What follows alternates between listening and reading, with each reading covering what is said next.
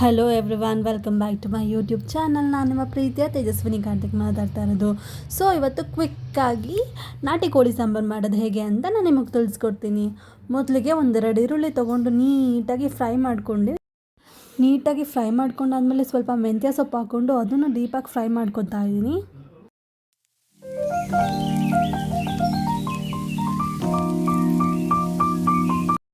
ಅದು ನೀಟಾಗಿ fry ಆಗಿದ್ದಾದಮೇಲೆ 1.5 kg chicken ತಗೊಂಡಿದ್ದೀನಿ, ನಾಟಿ ಕೋಳಿ ಚಿಕನ್ನು. ಸೊ ನೀಟಾಗಿ ತೊಳ್ಕೊಂಡು ಅದಕ್ಕೆ ಮಿಕ್ಸ್ ಮಾಡ್ಕೊತಾ ಇದ್ದೀನಿ. ಹಾಗೆಯೇ ರುಚಿಗೆ ತಕ್ಕಷ್ಟು ಉಪ್ಪು ಹಾಕೋತಾ ಇದ್ದೀನಿ. ಅದ್ರ ಜೊತೆಗೆ ಸ್ವಲ್ಪ ಅರಿಶಿನನೂ ಹಾಕ್ಕೊಂಡು ಫ್ರೈ ಮಾಡ್ಕೊತಾ ಇದ್ದೀನಿ. ಸೊ ಚಿಕನ್ನ ಸ್ವಲ್ಪ ಹೊತ್ತು ಫ್ರೈ ಮಾಡ್ಕೊಳ್ಳೋಕೆ ಬಿಟ್ಬಿಟ್ಟು ನಾವು ಮಸಾಲೆಗೆ ಆರಿಸ್ಕೊಳ್ಳೋಣ ಬನ್ನಿ. ನಾನು ಕೊತ್ತಂಬರಿ ಸೊಪ್ಪು, ಮೆಂತ್ಯ ಸೊಪ್ಪು, ಹಾಗೆಯೇ ಶುಂಠಿ, ಬೆಳ್ಳುಳ್ಳಿ, ಹಾಗೆಯೇ ಮೆಣಸು, ಚಕ್ಕೆ, ಲವಂಗ, ಟೊಮ್ಯಾಟೊ, ಈರುಳ್ಳಿನ ತೊಗೊಂಡಿದ್ದೀನಿ. ಅಷ್ಟನ್ನು ಕೂಡ ನೀಟಾಗಿ ಎಣ್ಣೆಲಿ ಫ್ರೈ ಮಾಡ್ಕೊಬೇಕು.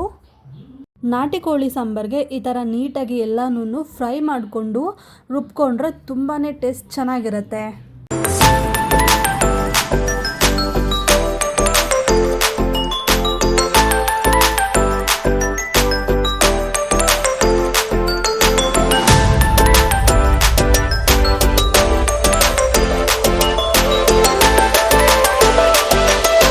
ಅದು ನೀಟಾಗಿ ಫ್ರೈ ಆಗಿದೆ. ಅದು ಫ್ರೈ ಆಗಿರೋದನ್ನ ತೊಗೊಂಡು ನಾನು ಆಡ್ಸೋಕೆ ಹಾಕೋತಾ ಇದ್ದೀನಿ.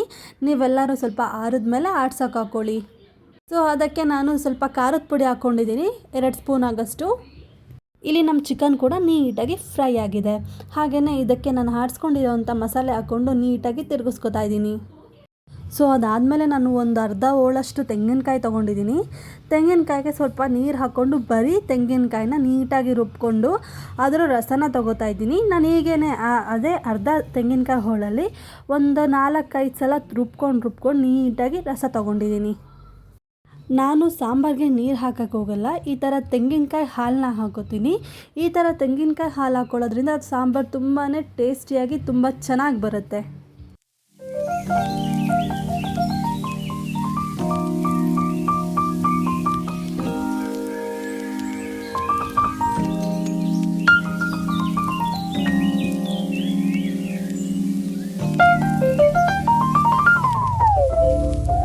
ನೋಡ್ತಾ ಇದ್ದೀರಾ ಅಲ್ವಾ, ಎಷ್ಟು ಚೆನ್ನಾಗಿ ತೆಂಗಿನಕಾಯಿ ಹಾಲು ಎಷ್ಟು ಚೆನ್ನಾಗಿ ಬರ್ತಾ ಇದೆ.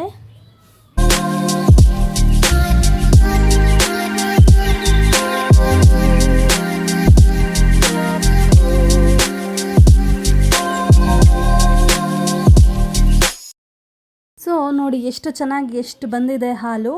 ಸೊ ಆ ಹಾಲನ್ನ ನಾನು ತಗೊಂಡು ಚಿಕನಿಗೆ ಹಾಕೋತಾ ಇದ್ದೀನಿ. ನೀಟಾಗಿ ಫ್ರೈ ಆಗಿದೆ ಚಿಕನ್ ಕೂಡ. ನೀಟಾಗಿ ಆ ಹಾಲನ್ನ ಹಾಕ್ಕೊಂಡು ಚೆನ್ನಾಗಿ ಕುದಿಯೋಕ್ಕೆ ಬಿಡಬೇಕು. ಚೆನ್ನಾಗಿ ಕುದ್ದಿ ಅದು ಎಣ್ಣೆ ಬಿಟ್ಕೊಳ್ಳುತ್ತೆ, ಆವಾಗ ನಮ್ಮ ಸಾಂಬಾರು ರೆಡಿ ಆಗಿದೆ ಅಂತ ಅರ್ಥ. ಆಹಾ, ಒಳ್ಳೆ ನಾಟಿ ಕೋಳಿ ಸಾಂಬಾರಿಗೆ ಮುದ್ದೆ ಮಾಡ್ಕೊಂಡು ತಿಂತಿದ್ರೆ ಏನು ಮಜಾ ಇರುತ್ತೆ ಗೊತ್ತಾ. ಸೊ ನೀವು ಈ ರೆಸಿಪಿನ ಟ್ರೈ ಮಾಡಿ ನೋಡಿ. ಥ್ಯಾಂಕ್ ಯು ಸೋ ಮಚ್ ಎಲ್ಲರಿಗೂ. ಈ ವಿಡಿಯೋ ನಿಮಗೆ ತುಂಬ ಇಷ್ಟ ಆಗಿರುತ್ತೆ ಅಂತ ಅನ್ಕೋತೀನಿ. ಇಷ್ಟ ಆಗಿದ್ದರೆ ಲೈಕ್ ಮಾಡಿ, ಶೇರ್ ಮಾಡಿ, ಸಬ್ಸ್ಕ್ರೈಬ್ ಮಾಡಿ. Love you all.